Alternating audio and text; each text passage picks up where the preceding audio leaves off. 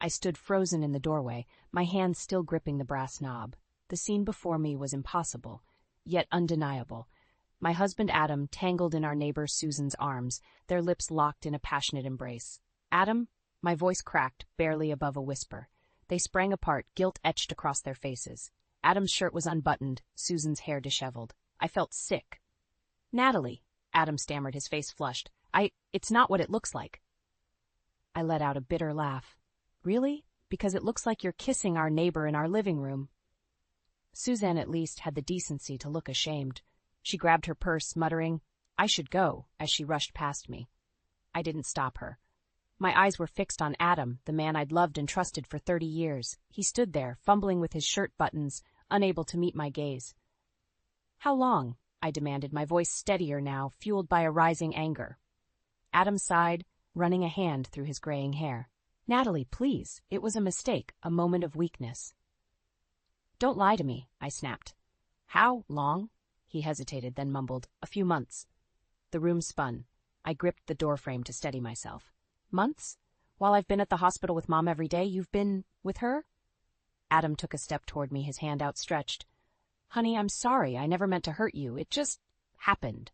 I recoiled from his touch. Don't you dare touch me." The shrill ring of the telephone cut through the tension. I answered it mechanically, grateful for the distraction. "Hello? Natalie? It's Kathy." My aunt's warm voice was tinged with concern. "How are you holding up, sweetheart?" I glanced at Adam, who was watching me anxiously. I'm not sure, Aunt Kathy. Can I call you back later?" "Of course, dear. I just wanted to check on you. Give your mother my love when you visit today." I hung up, my mind reeling. Mom, the hospital. How could I face all of this? Adam cleared his throat. "Nat, we need to talk about this." I shook my head, grabbing my purse from the hall table. "Not now. I can't even look at you right now." "Where are you going?" He sounded panicked. "To see Mom," I replied, my hand on the doorknob. "Don't wait up." I slammed the door behind me, not caring what the neighbors might think. Let them talk. My perfectly manicured life had just imploded, and I couldn't bring myself to care about appearances. As I drove to the hospital, my mind raced. How had I not seen this coming? Had I been so wrapped up in Mom's illness that I'd missed the signs, or had I simply trusted Adam too much? I parked in the familiar lot, taking a moment to compose myself before heading inside. Mom didn't need to see me like this. She had enough to worry about. The antiseptic smell hit me as I entered the oncology ward. I plastered on a smile, nodding to the nurses I'd come to know so well over the past months. "Hi, Mom," I said softly, entering her room. She turned her head, her smile weak but genuine. "Natalie, sweetheart, I was hoping you'd come today." I sat beside her bed, taking her frail hand in mine. "Of course, how are you feeling?" She studied my face, her brow furrowing. "The question is, how are you feeling? You look upset." I should have known I couldn't hide anything from her. Even now, sick as she was, she could read me like a book.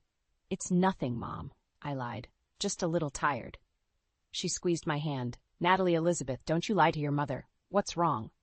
I felt tears welling up, threatening to spill over.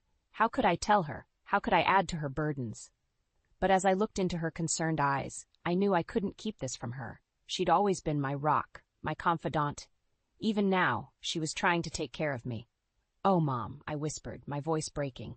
"It's Adam. I think he's having an affair."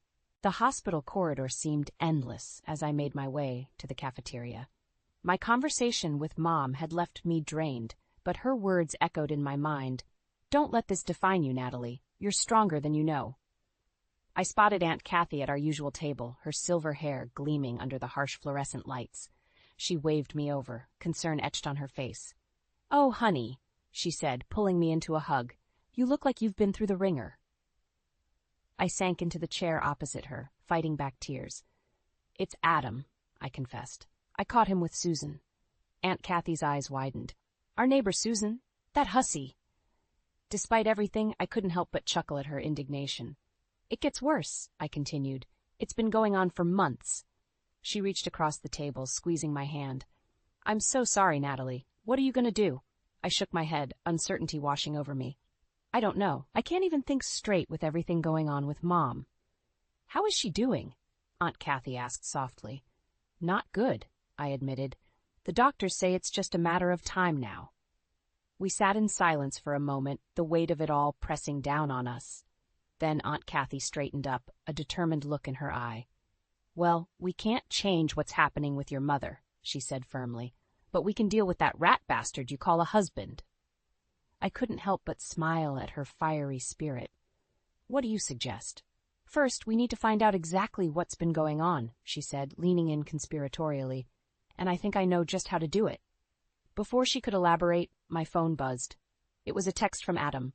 "We need to talk. Please come home."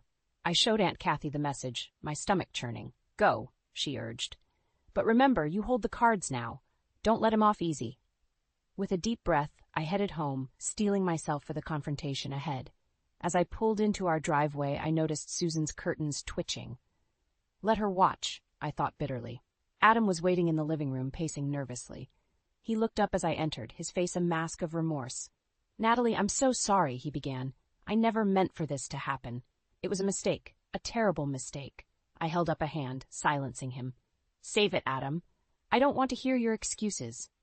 He deflated, sinking onto the couch. "What can I do? How can I make this right?" I laughed humorlessly. "Make it right? You've been sleeping with our neighbor for months. While I've been taking care of my dying mother, you've been... God, I can't even say it."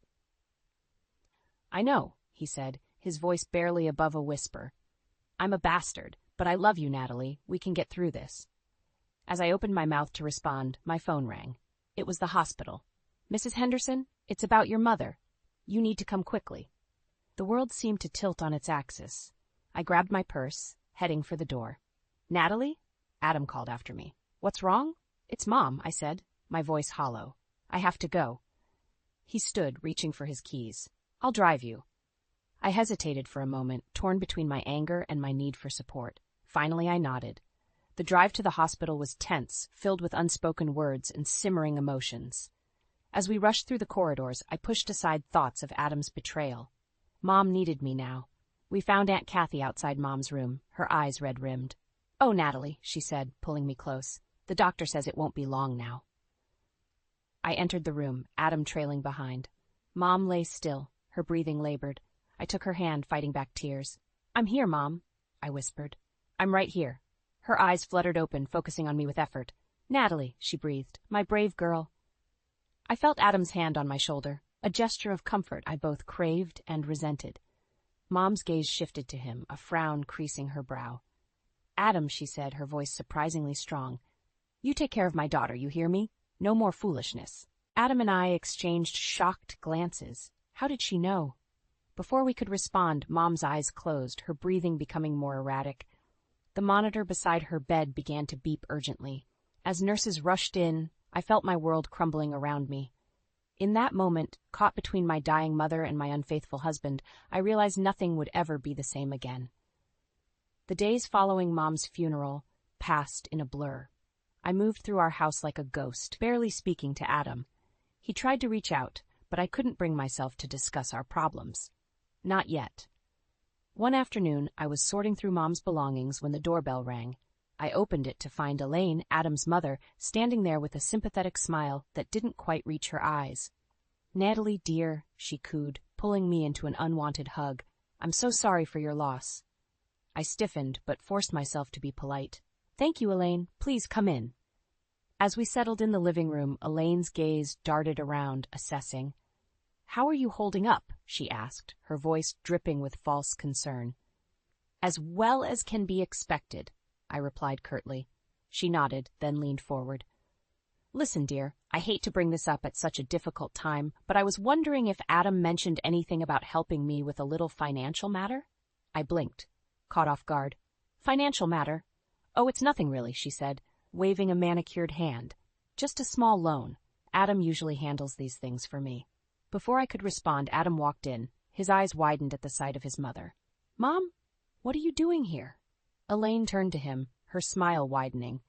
"Adam, darling, I was just talking to Natalie about that little loan we discussed." I looked between them, confusion turning to suspicion. "What loan?" Adam shifted uncomfortably. "It's nothing, Nat. Just a small amount to help Mom with some bills." "How small?" I pressed. Elaine laughed nervously. "Oh, just a trifle, 50,000 or so." My jaw dropped. $50,000. Adam, we can't afford that. He ran a hand through his hair, avoiding my gaze. It's fine, Natalie. I've got it covered. Covered how? I demanded, my voice rising. We're still paying off the second mortgage we took out for Mom's medical bills. Elaine stood, smoothing her skirt. Well, I can see this is a bad time. Adam, dear, why don't you call me later to discuss the details? As she hurried out, I turned to Adam, fury building inside me. What the hell is going on? First Susan, now secret loans to your mother? Adam sighed heavily. It's complicated, Nat. Mom's been having some financial troubles lately. And that's our problem, why? I snapped. We have our own bills to worry about. She's family, Adam argued weakly. I laughed bitterly. Family? Where was she when my mother was dying, when we were drowning in hospital bills? Adam's phone buzzed. He glanced at it, his face paling. I have to take this, he muttered, stepping out of the room. I followed, my suspicion growing. As he spoke, in hushed tones, I caught snippets of the conversation. No, I can't get more right now. I know, but Natalie's asking questions. Just give me some time. When he hung up, I was standing in the doorway, arms crossed. Who was that? Adam jumped, guilt flashing across his face. Nobody, just work stuff. Don't lie to me, I hissed. Not again. What are you hiding, Adam? He slumped against the wall, suddenly looking older than his years. I'm in trouble, Nat. Nat, he whispered. Big trouble. My heart raced. What kind of trouble? Adam opened his mouth to respond, but was cut off by another knock at the door. We exchanged glances before I went to answer it. Two men in suits stood on our porch, their expressions grim. Mrs. Henderson, one asked. I'm Detective Johnson. This is Detective Martinez. We need to speak with your husband. I felt the blood drain from my face. What's this about? Detective Johnson's eyes hardened. Ma'am, we have reason to believe your husband may be involved in a significant financial fraud scheme. We have a warrant for his arrest. As Adam appeared behind me, his face ashen, I realized that my world, already shaken by his infidelity and my mother's death, was about to crumble completely. The man I thought I knew, the life I thought we had built together, was nothing but a house of cards, and now it was all falling down around me. The house felt like a prison. Every room held memories of the life I thought I had, now tainted by Adam's betrayals. It had been a week since his arrest, and I was still reeling from the revelations that followed. I paced the living room, my mind racing. The sound of the doorbell made me jump. I opened it to find Susan standing there, looking uncomfortable. Natalie, I need to talk to you, she said, her voice trembling.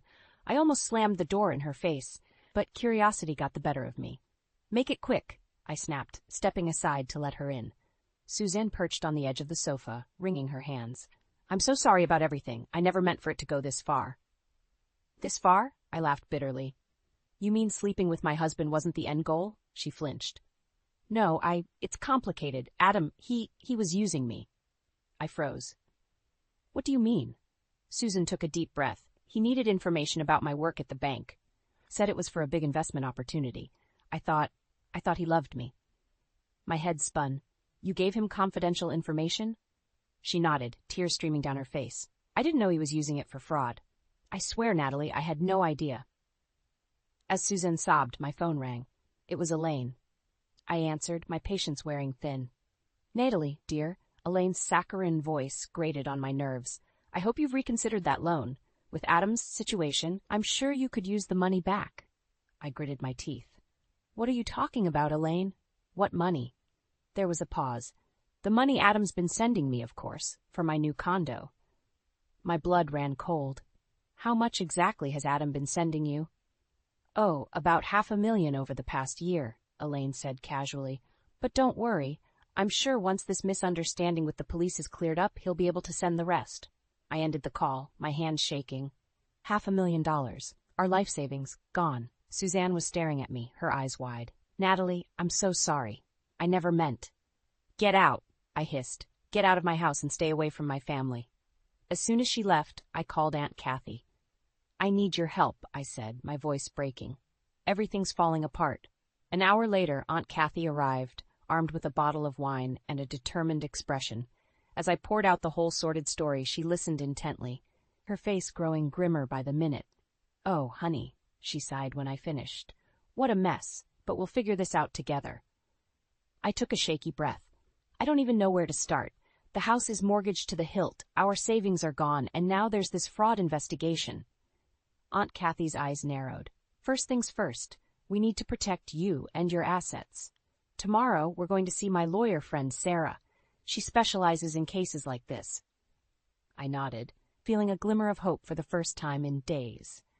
As if on cue, my phone buzzed with a text from an unknown number. Mrs. Henderson, this is Detective Johnson. We need to speak with you regarding your husband's case. Please come to the station tomorrow at 10 a.m. I showed Aunt Kathy the message, panic rising in my chest. She squeezed my hand. I'm coming with you. You're not facing this alone. As we sat there, planning our next moves, I felt a strange mix of fear and determination. My world had been shattered, but I was still standing, and I'd be damned if I let Adam's mistakes drag me down with him. Aunt Kathy, I said, my voice steadier than I felt, I think it's time I learned exactly what's been going on. No more secrets, no more lies. I need to know everything, even if it hurts. She nodded, a fierce pride in her eyes. That's my girl. We'll get to the bottom of this, and then we'll figure out how to rebuild your life, on your terms this time. As the evening wore on, I steeled myself for the battles ahead. Tomorrow would bring new challenges, but for the first time since this nightmare began, I felt ready to face them head-on. The police station was a hive of activity as Aunt Kathy and I made our way to Detective Johnson's office. My palms were sweaty, and my heart raced. What more could they possibly want from me? Detective Johnson greeted us with a grim expression. Mrs. Henderson, thank you for coming. We've uncovered some troubling information about your husband's activities. I braced myself. What kind of information? He slid a folder across the desk. It appears Adam was involved in a complex embezzlement scheme. We've traced large sums of money moving through various accounts, including one in your mother-in-law's name. My head spun. Elaine? She's involved in this too? We're not sure of the extent of her involvement yet, he replied, but we need to ask you some questions about a recent property purchase she made. As the detective questioned me about Elaine's new condo, a sick feeling grew in my stomach. How could I have been so blind? Aunt Kathy squeezed my hand supportively as I answered each question as honestly as I could. When we finally left the station, I felt drained. We need to confront Elaine, I said, my voice shaking with anger and exhaustion. Aunt Kathy nodded. I'm right beside you, honey. We drove to Elaine's new condo, my mind racing with all the revelations of the past few weeks. As we approached her door, I heard raised voices inside. You promised me this would work out. Elaine's shrill voice carried through the door. Now what am I supposed to do? A man's voice responded, too low to make out the words. I knocked firmly, my heart pounding. The voices inside went silent. After a moment, Elaine opened the door, her face flushed. Natalie, what are you doing here? I pushed past her into the living room, Aunt Kathy close behind. A man I didn't recognize stood by the window, looking uncomfortable. Who's this? I demanded. Elaine's eyes darted between us. Just a friend, Natalie. This really isn't a good time. No, I think it's the perfect time, I interrupted. The police just questioned me about this condo, Elaine. What's really going on here? The man by the window cleared his throat. I should go, he muttered, heading for the door. Wait, I called out. Are you involved in Adam's scheme, too?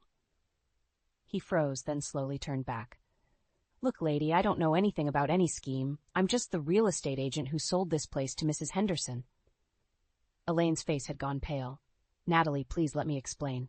But I was beyond listening. Explain what? How you and Adam stole my mother's inheritance? How you've been lying to me for months? Tears welled up in Elaine's eyes. It wasn't supposed to be like this. Adam said he had a foolproof investment plan. We were going to make so much money. The real estate agent took advantage of the commotion to slip out, leaving us alone with Elaine. Aunt Kathy stepped forward, her voice steel. How much did you know about Adam's illegal activities, Elaine? Elaine collapsed onto the sofa, sobbing. I didn't know it was illegal. I swear. Adam just said he needed my help to move some money around. He promised we'd all be rich. I felt sick. And my mother's inheritance? Was that part of the plan, too? Elaine nodded miserably. Adam said once your mother passed, we'd have even more to invest. I'm sorry, Natalie. I never meant for it to go this far. As I stood there, staring at my sobbing mother-in-law, a strange calm settled over me. In that moment, I realized I had a choice to make. I could let this betrayal consume me, or I could use it as fuel to rebuild my life on my own terms. I turned to Aunt Kathy, my voice steady. I want to see Mom's lawyer tomorrow. It's time I took control of my own future. Aunt Kathy nodded, a proud smile on her face. That's my girl. As we left Elaine's condo, I felt a weight lift from my shoulders. The road ahead would be difficult, but for the first time in weeks, I felt a glimmer of hope. Whatever came next, I would face it head-on, with the strength and resilience my mother had always seen in me. The day of Mom's will reading arrived, bringing with it a storm of emotions. As I sat in the lawyer's office, Aunt Kathy beside me, I couldn't shake the feeling that everything was about to change. Mr. Goldstein, Mom's attorney, cleared his throat. Before we begin, I want to express my condolences, Natalie. Your mother was a remarkable woman. I nodded, fighting back tears. Thank you. She really was. He opened a thick folder. Now, let's proceed with the reading of Elizabeth Henderson's last will and testament. As Mr. Goldstein read through the legal jargon, my mind wandered to all the recent upheavals in my life. Adam's betrayal, his arrest, Elaine's involvement in the fraud scheme. It felt like my whole world had been turned upside down. Suddenly, Mr. Goldstein's words snapped me back to attention.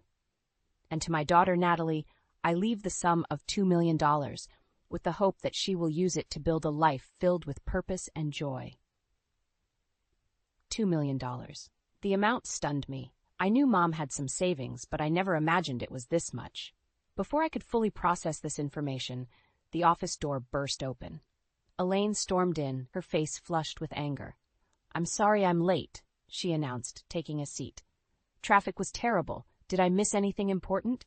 Mr. Goldstein frowned. Mrs. Henderson, this is a private reading. I'm afraid I must ask you to leave. Elaine waved her hand dismissively. Nonsense. I'm family, and I have a vested interest in this will. I turned to her, my shock turning to anger. What are you talking about, Elaine? This has nothing to do with you. She leaned forward, her eyes gleaming. Oh, but it does, dear.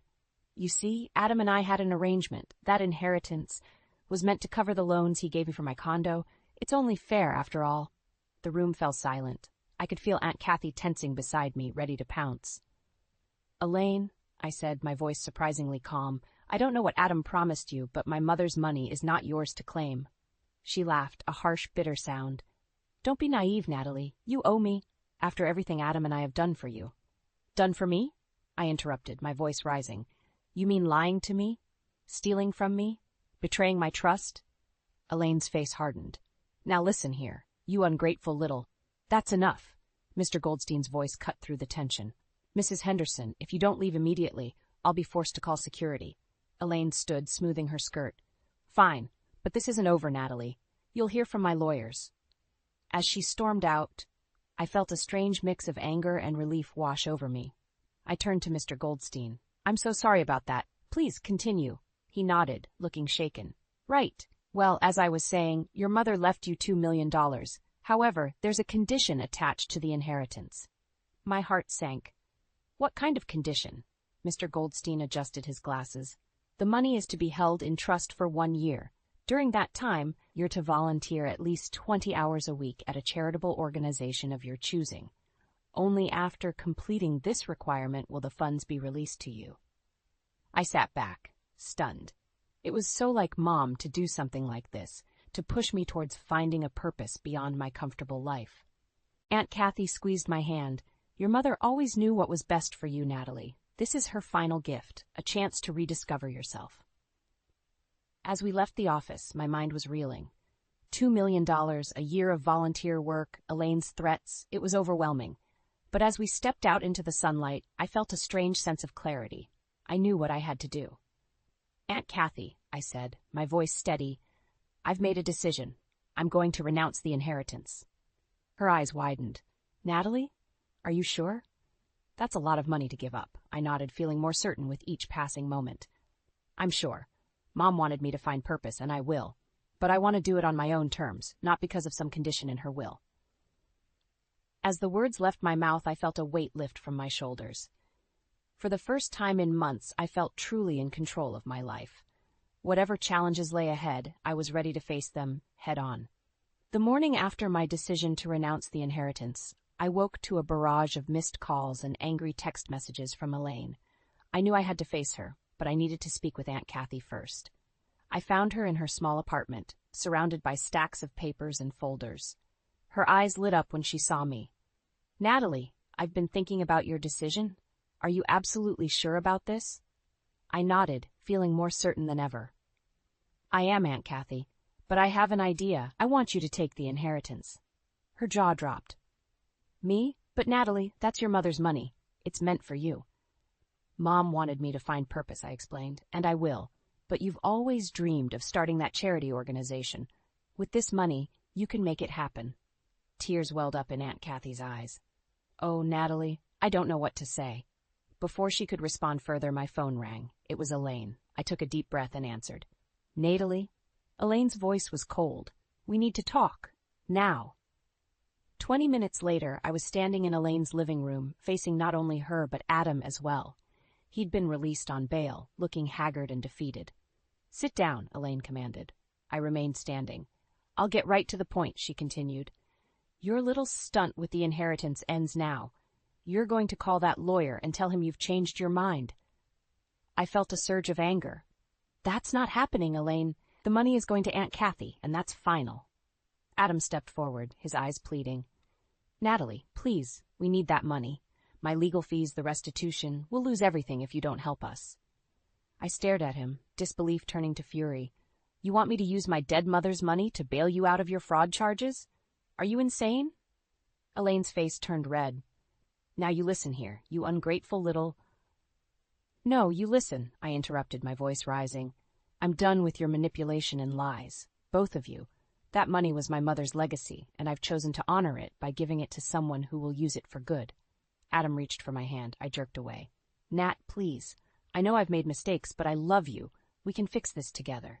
For a moment, I wavered. Then I remembered all the betrayals, all the lies. "No, Adam, we can't. It's over." Elaine lunged forward, grabbing my arm. "You can't do this to us. We're family." I wrenched free. "Family? You've got a funny way of showing it." As I turned to leave, Elaine shouted, "I'll contest the will. I'll tell everyone about Adam's affair, about your part in the fraud scheme." I spun around. "My part? I had nothing to do with your illegal activities." "Oh, really?" Elaine sneered. "And who do you think the police will believe when I tell them you knew all about it?" My heart raced. Was she really threatening to frame me? I looked at Adam, hoping to see some sign of the man I'd married. But he just stood there, silent and broken. In that moment, something inside me snapped. All the pain, all the anger I'd been holding back, came rushing to the surface. "Go ahead," I said, my voice low and dangerous. "Try it. Because I've got nothing left to lose, Elaine. You've taken everything from me, my trust, my marriage, my peace of mind. But I won't let you take my integrity or my mother's legacy." I stepped closer, meeting her shocked gaze. "So do your worst. But remember this. I'm not the weak, compliant daughter-in-law you thought you knew. I'm Elizabeth Henderson's daughter, and I'm done playing your games." With that, I walked out, slamming the door behind me. My hands were shaking, my heart pounding. But beneath the fear and anger, I felt something else stirring, a fierce determination I hadn't known I possessed. As I drove to Aunt Kathy's, my mind raced. Elaine's threats, Adam's betrayal, the looming legal battle, it all seemed overwhelming, but I knew I had to keep fighting. For my mother's memory, for Aunt Kathy's dreams, and for my own future. Whatever came next, I was ready to face it head-on. 6 months had passed since my confrontation with Elaine and Adam. I stood in front of the newly renovated community center, a sense of pride swelling in my chest. Aunt Kathy's dream had become a reality, and I'd been by her side every step of the way. As I unlocked the doors for another day of volunteering, my phone buzzed. It was Adam. I hesitated before answering. "Natalie," his voice was hesitant, "can we talk? In person?" I sighed. "I don't know if that's a good idea, Adam." "Please," he pleaded. "There's something you need to know." An hour later, I sat across from Adam in a small cafe. He looked better than the last time I'd seen him. Less haggard, more like the man I'd married. "I wanted to apologize," he began, "for everything, the affair, the fraud, not standing up to my mother. I've been in therapy, trying to understand why I did what I did." I nodded, unsure of what to say. He continued, "But that's not why I asked you here. Natalie, Elaine is coming to see you today. She's desperate." My heart raced. "What do you mean? She's lost everything, the condo, her savings. She's going to beg you for money, maybe even threaten you again." I wanted you to be prepared. As if on cue, the cafe door opened and Elaine walked in. She looked older, defeated. When she saw us, she froze. "Well," she said, her voice brittle, "isn't this cozy?" I stood, steeling myself. "Elaine, we need to talk." She sat down heavily, her eyes darting between Adam and me. "I suppose you know why I'm here." I nodded. "You need money." "I have nothing left," she whispered, tears forming in her eyes. "I made so many mistakes. I didn't want to be alone." For a moment, I felt a flicker of sympathy. Then I remembered all the pain she'd caused. "Elaine," I said firmly, "I'm not giving you any money, but I am offering you a chance." She looked up, confused. "Aunt Kathy's charity needs volunteers. It's hard work, long hours, no pay, but it's a chance to do some good, to find purpose." Elaine's face hardened. "You expect me to work for free? After everything?" I stood my ground. "It's your choice, but it's the only offer you're getting from me." For a long moment, silence hung between us. Then, to my surprise, Elaine's shoulders sagged. I'll think about it," she murmured. As Elaine left, I turned to Adam. "Thank you for the warning. I appreciate it." He nodded, a sad smile on his face. "Natalie, I know I have no right to ask, but is there any chance for us?" I took a deep breath, feeling the weight of the past year. "Adam, I don't know. You hurt me deeply, but I'd be lying if I said I didn't still care about you." Hope flickered in his eyes. What if we started over? Not as husband and wife, but as friends. I could volunteer at the center too, if you'll have me." I considered his offer. Part of me wanted to refuse, to protect myself from further pain. But another part, the part that sounded like my mother's voice, urged me to take a chance. "Okay," I said finally. "Friends, and you can start volunteering next week." As I walked back to the community center, I felt a sense of peace wash over me. The past year had been a crucible, burning away the person I thought I was and revealing someone stronger, more resilient. I thought of my mother, of her final gift to me. It wasn't the money, it was the push to find my own path, to discover my own strength. Aunt Kathy was waiting for me at the center, her face beaming. "Ready for another day, partner?" I smiled, feeling truly ready for the first time in months. "More than ready, Aunt Kathy. Let's make Mom proud." As we walked into the bustling community center together, I knew that whatever challenges lay ahead, I had the strength to face them. I had found my purpose, my voice, and my true family. And in doing so, I had found myself. The shattering of glass pierced the silence of our living room. A framed photo lay smashed on the hardwood floor, the shards of glass glinting like tiny daggers. My hands trembled as I stared at the intruder standing before me, a woman clutching the hand of a young boy, his eyes wide with confusion. Richard, my husband of 23 years, stepped forward, his face ashen. "Dana, this is Jenna, and Lucas. They're my family, too." The words hung in the air, a suffocating weight pressing against my chest. I opened my mouth, but no sound escaped. How could this be happening? My perfect life, the life I had fought so hard to build, was crumbling before my eyes. "You have another family?" I finally managed to choke out, my voice barely above a whisper. "How could you do this to us?" Richard's gaze dropped to the floor, unable to meet mine. "I'm sorry, Dana. I never meant for it to go this far." Jenna shifted uncomfortably, her grip on Lucas tightening. "Richard told me you knew about us. He said you were okay with the arrangement." My heart pounded in my ears as I struggled to comprehend the depth of his deception. Anger surged through me, burning away the shock. "You lied to her, too? You're a coward, Richard, a coward and a liar." Amelia, our 22-year-old daughter, emerged from her bedroom, her eyes wide with confusion. "Mom, what's going on?" Before I could respond, Richard stepped forward, his hands raised in a placating gesture. "Amelia, honey, I have something to tell you." "Save it," I snapped, my voice trembling with rage. "You've done enough damage. Get out of our house, Richard. Get out and never come back." Amelia's brow furrowed, and she looked from me to Richard, her gaze finally settling on Jenna and the child. Understanding dawned on her face, and her expression hardened. "You sick bastard," she spat, her words dripping with venom. Richard flinched as if struck. "Amelia, please, let me explain." "No," I shouted, my voice raw. "You don't get to explain anything. You've been living a lie, and now the truth is out. You made your choices, Richard, and now you have to face the consequences." Jenna's grip on Lucas loosened, and she took a tentative step forward.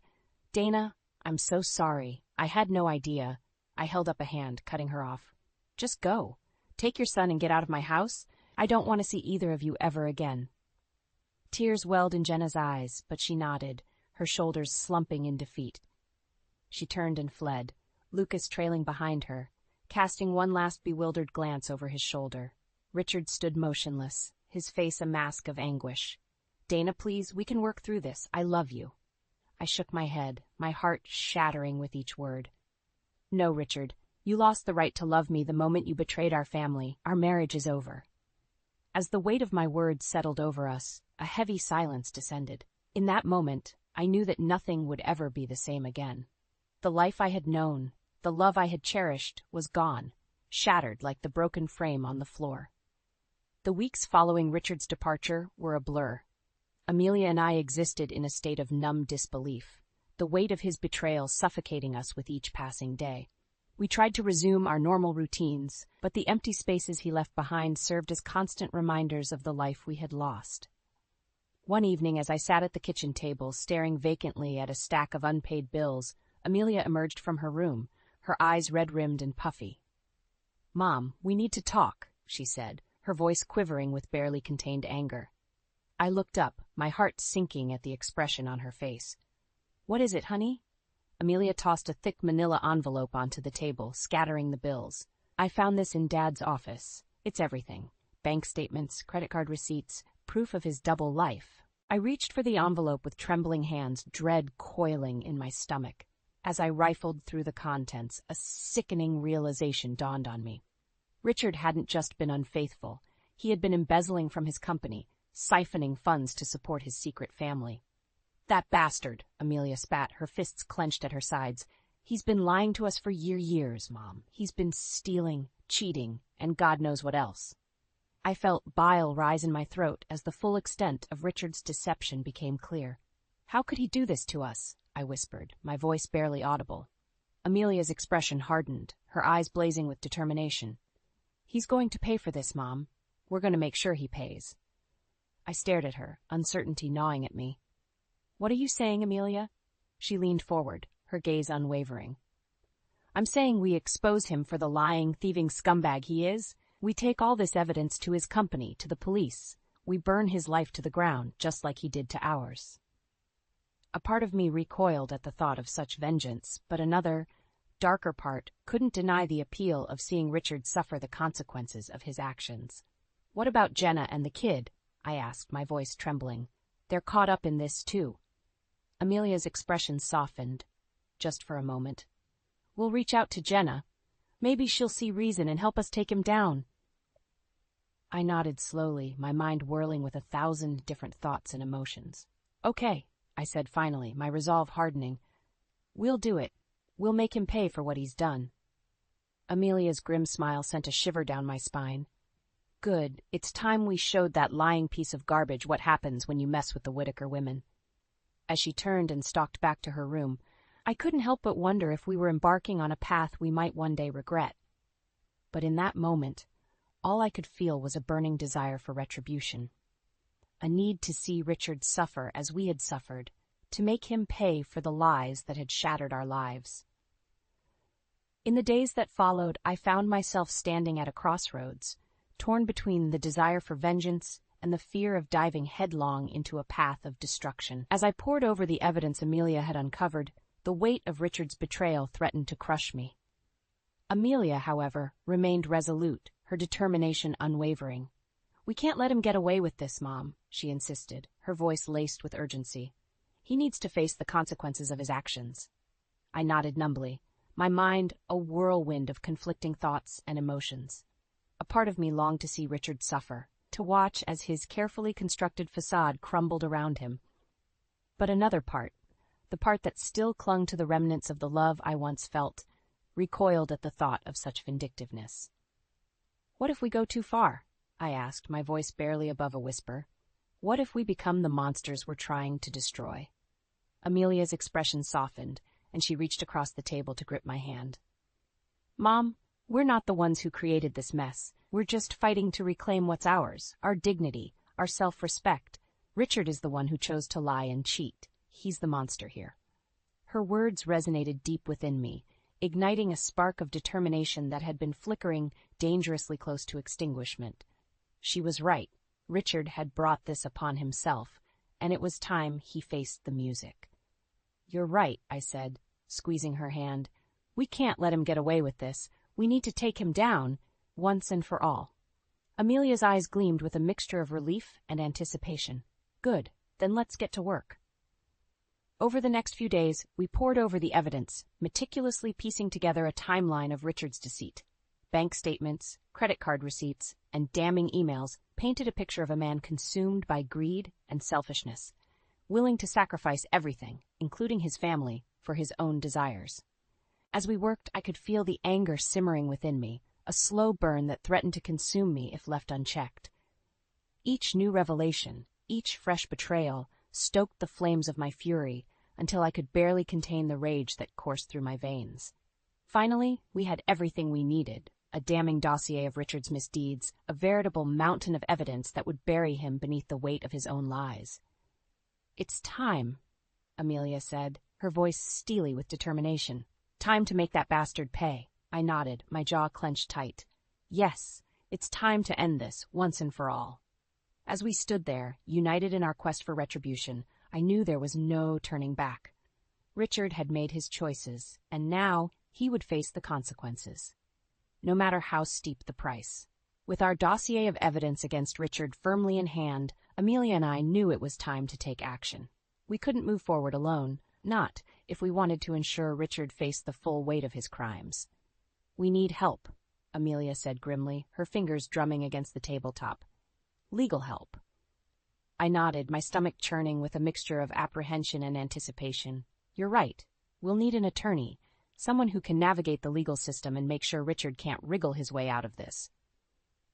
Amelia's eyes narrowed, her jaw set in a hard line. "I know just the person." A few days later, we found ourselves seated across from Samantha Kendrick, a no-nonsense attorney with a reputation for taking on high-profile cases.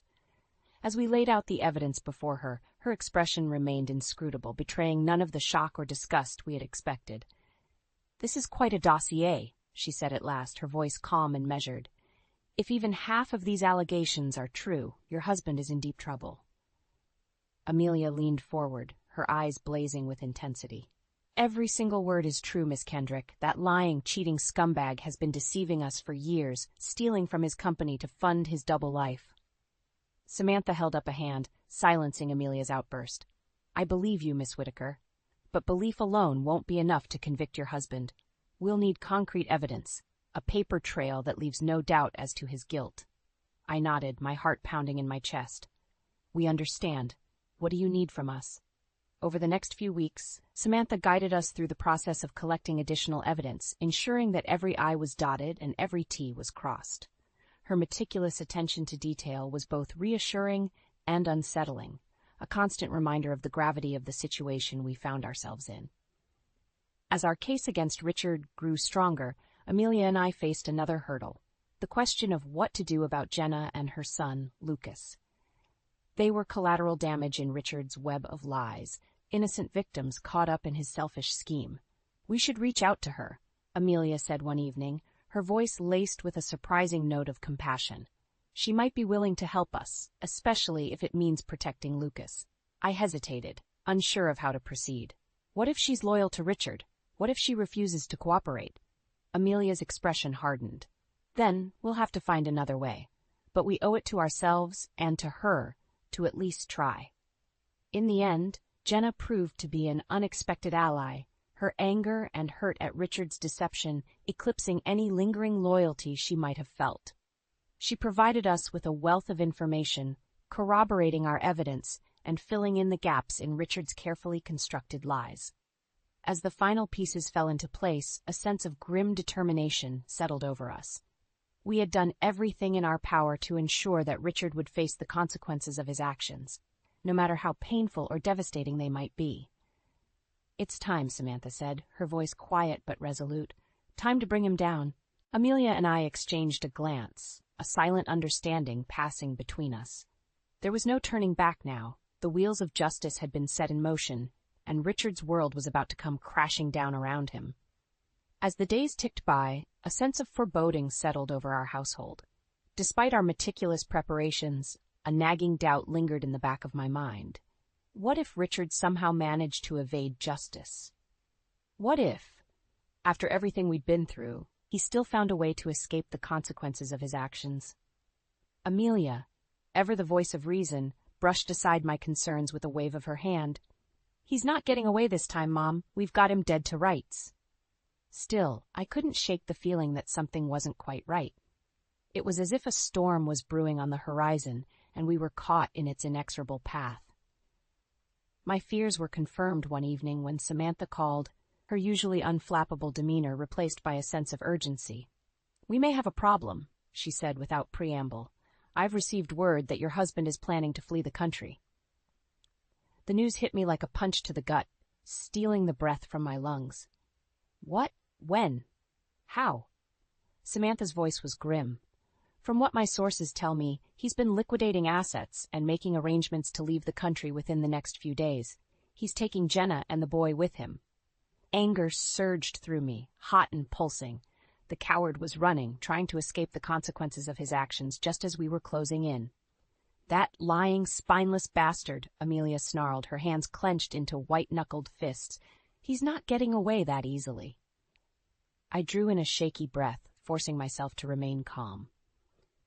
"What do we do, Samantha? How do we stop him?" There was a pause on the other end of the line, and I could almost picture Samantha weighing her options. We move forward with our plan, but we do it now, before he has a chance to disappear. We confront him, hit him with everything we've got, the evidence, the charges, all of it. We take away his ability to run. Amelia nodded, her jaw set in a hard line. "Let's do it. I'll call Jenna, make sure she's on board." As I hung up the phone, a sense of determination washed over me. We were so close, so tantalizingly close to seeing Richard face the consequences of his actions. I couldn't, let him wriggle free, not after everything he'd put us through. The next few days were a whirlwind of activity as we finalized our plans. Jenna, her loyalty to Richard long since evaporated, agreed to testify against him, providing a damning first-hand account of his deception and manipulation. Finally, the day of reckoning arrived. As we made our way to Richard's office, the weight of the moment pressed down upon us like a physical force. This was it. The culmination of weeks of planning, of pain and anger, and a burning desire for justice. Samantha squeezed my arm reassuringly. "It's going to be okay," she murmured. "We've got this." I nodded, forcing a tight smile. "I know. It's time for Richard to face the music." As we stepped into the building, I could feel the storm gathering around us, the winds of change whipping at our backs. There was no turning back now. The only way out was through, and I was determined to see this through to the bitter end, no matter the cost. The tension in the air was palpable as we strode into Richard's office, our footsteps echoing like thunderclaps in the hushed stillness. Samantha took the lead, her shoulders squared and her gaze unwavering, while Amelia and I flanked her on either side, our faces set in grim determination. Richard looked up from his desk, his expression morphing from surprise to confusion to outright panic as he registered our presence. "Dana? Amelia? What's going on?" Before he could say another word, Samantha stepped forward, brandishing a thick manila envelope. "Richard Whittaker, you're under investigation for embezzlement, fraud, and adultery." The color drained from Richard's face as the weight of Samantha's words sank in. "What? That's absurd. You can't possibly believe these ridiculous accusations." Amelia's hands clenched into fists at her sides. "Cut the crap, Dad. We know everything. The lies, the cheating, the secret family. It's all over." Richard's eyes darted back and forth, his mind clearly racing to concoct some new web of deception. "Jenna told you, didn't she? That lying little bee?"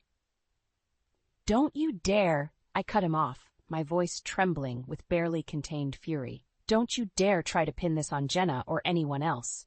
This is your doing, Richard. Your lies, your betrayal." Samantha stepped forward again, her expression impassive. "We have irrefutable evidence of your misdeeds, Mr. Whittaker. Bank statements, financial records, eyewitness testimony, all of it points to a pattern of embezzlement and fraud stretching back years."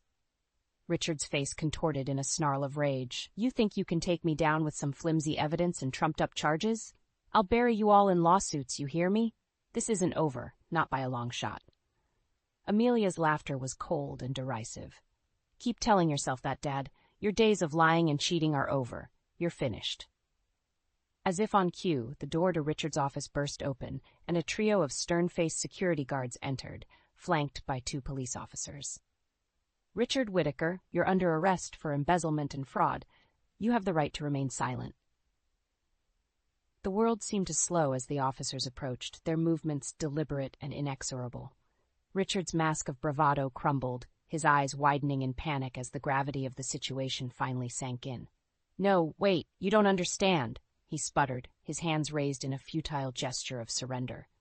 "This is all a mistake. Dana, please, you have to believe me." But his pleas fell on deaf ears as the officers seized him, roughly spinning him around and snapping the handcuffs into place. As they led him away, his gaze met mine, and for a fleeting moment I saw a glimmer of the man I had once loved, the man who had promised to cherish and protect me, the man who had sworn to love me until the end of time. Then the moment passed, and all I saw was a stranger, a man consumed by greed and selfishness, a man who had sacrificed everything for his own twisted desires. And in that instant, I knew that the Richard what had loved was gone, lost forever in the tangled web of his own lies. As the door swung shut behind him, a profound silence descended upon the room, broken only by the faint sound of Amelia's ragged breathing. We had done it. We had brought Richard Whittaker to his knees, exposed his lies for the world to see. But even as a sense of grim satisfaction washed over me, I couldn't help but wonder if the price we had paid was too high. Had our quest for vengeance cost us more than we could ever hope to regain? Only time would tell. In the aftermath of Richard's arrest, a surreal calm settled over our lives. After the whirlwind of emotions and the relentless pursuit of justice, the sudden stillness felt almost suffocating. Amelia and I sat in silence, staring at the now empty space where Richard's presence had once loomed large. It was as if a weight had been lifted from our shoulders, but in its place lingered a hollow ache, the echoes of a life we had once known, now forever altered. "Do you think it was worth it?" Amelia asked, her voice barely above a whisper. I considered her question, turning it over in my mind like a puzzle with no clear solution. "I don't know," I admitted finally. "Part of me feels like we did the right thing, that he got what he deserved, but another part—" My voice trailed off, the words catching in my throat. Amelia nodded, her expression somber. "Yeah, I know what you mean."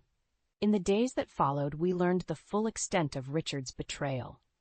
The embezzlement charges alone were staggering, with evidence suggesting he had siphoned off hundreds of thousands of dollars from his company over the years. But it was the personal revelations that cut deepest. The secret bank accounts, the hidden assets, the paper trail of lies that stretched back nearly a decade. Jenna, it seemed, had been just one in a long line of mistresses, a mere footnote in Richard's sordid chronicle of infidelity. And poor Lucas, that innocent child caught in the crossfire of his father's selfish actions, was left to pick up the pieces of a life he had never asked for. As the media frenzy swirled around us, Amelia and I retreated into ourselves, seeking solace in the quiet moments away from the prying eyes and endless questions. We had sacrificed so much in our pursuit of vengeance, and now that the dust had settled, we were left to confront the consequences of our choices. One evening, as the sun dipped below the horizon, painting the sky in shades of crimson and gold, there was a knock at the door. I opened it to find Jenna standing on the doorstep, her eyes rimmed with tears. "Dana," she said, her voice thick with emotion, "I just wanted to say thank you for everything." I blinked, taken aback by her unexpected gratitude. "Jenna, I don't know what to say." She shook her head, a sad smile tugging at the corners of her mouth. "You gave me the strength to break free, to see Richard for the monster he truly is. I'll never be able to repay that debt." As she turned to leave, I found my voice once more. "Jenna, wait." She paused, her eyes questioning. "What will you do now?" I asked. "With Lucas, I mean?" Jenna's expression hardened, a steely resolve settling over her features. "I'll raise him to be a better man than his father, to know the value of honesty, loyalty, and integrity. Richard may have given him life, but I'll make sure he never inherits his father's sins." With those words, she was gone, disappearing into the gathering dusk as abruptly as she had arrived. As I watched her retreating figure, I couldn't help but feel a glimmer of hope amidst the lingering sadness and regret. Perhaps in the end our quest for vengeance had achieved something greater than mere retribution. Perhaps, by exposing Richard's lies and holding him accountable, we had created a ripple effect, a chance for others like Jenna and Lucas to break free from the chains of his deception and forge a better path forward. As the last rays of sunlight faded, casting long shadows across the room, I realized that our journey was far from over. The road ahead would be long and arduous, paved with difficult choices and painful realizations. But for the first time in what felt like an eternity, I allowed myself to believe that we might just make it through. Battered and bruised, perhaps, but stronger for having weathered the storm. The weeks following Richard's arrest were a whirlwind of chaos and change. As the legal proceedings ground on, Amelia and I found ourselves thrust into the harsh glare of the media spotlight, our private lives suddenly laid bare for the world to dissect and analyze. Through it all, we clung to each other, a united front against the storm of scrutiny and judgment that seemed to rage endlessly around us. Samantha, our steadfast ally, guided us through the legal quagmire, her unwavering presence a constant source of strength and support. "It won't be easy," she warned us, her expression grave. "Richard's lawyers will fight tooth and nail to discredit you, to paint you as vindictive and irrational. You need to be prepared for that." Amelia's jaw clenched, her eyes burning with a fierce determination. "Let them try. We have the truth on our side, and that's all that matters." As the days turned into weeks and the weeks into months, the weight of our decision began to take its toll. The sleepless nights, the endless questioning, the constant reminder of the life we had lost, it all threatened to crush us beneath its unbearable weight. But through it all, we persevered, buoyed by an unshakable belief that we had done the right thing. Richard's web of lies had been unraveled, his carefully constructed facade torn down brick by brick. He would face the consequences of his actions, no matter how long or arduous the road ahead might be. Finally, after what felt like an eternity, the day of reckoning arrived. Richard, his once confident demeanor replaced by a pallid, haunted expression, stood before the judge, his fate hanging in the balance. As the charges were read aloud, embezzlement, fraud, adultery, a hush fell over the courtroom. Even the most seasoned journalists and legal experts seemed taken aback by the sheer magnitude of his misdeeds. Amelia and I sat in the front row, our hands clasped together in a silent show of solidarity. Jenna was there too, her eyes fixed on Richard with a mixture of anger and pity. When the verdict was finally announced, guilty on all counts, a collective gasp rippled through the room. Richard's shoulders slumped, his head bowing in defeat as the weight of his sins finally came crashing down upon him. In the aftermath, as the media circus swirled around us once more, Amelia and I found ourselves clinging to each other, tears of relief and sorrow mingling on our cheeks. "It's over," Amelia whispered, her voice thick with emotion. "It's finally over." I nodded, my throat constricted by a torrent of conflicting emotions. The road ahead was still shrouded in uncertainty, but for the first time in what felt like an eternity, I could see a glimmer of light at the end of the tunnel. In the days and weeks that followed, we began to piece our lives back together, one fragile step at a time. Jenna, her custody of Lucas secured, reached out to us, and an unlikely bond of understanding began to form. We were survivors, united by the scars of Richard's betrayal, but determined to forge a new path forward. As for Richard, his fate was sealed. A lengthy prison sentence, his once promising future reduced to a mere footnote in the annals of his own hubris and greed. But even as the world around us moved on, the echoes of our ordeal lingered, a constant reminder of the price we had paid for justice. The road to healing would be long and arduous, paved with difficult choices and painful realizations. Yet as I stood on the precipice of this new chapter, I couldn't help but feel a sense of hope, a belief that, no matter how dark the night might seem, the dawn would eventually break, ushering in a new era of peace and redemption. For in the end, that was the true legacy of our quest for vengeance. Not the destruction of one man, but the reclamation of our own strength, our own resilience, our own indomitable spirit.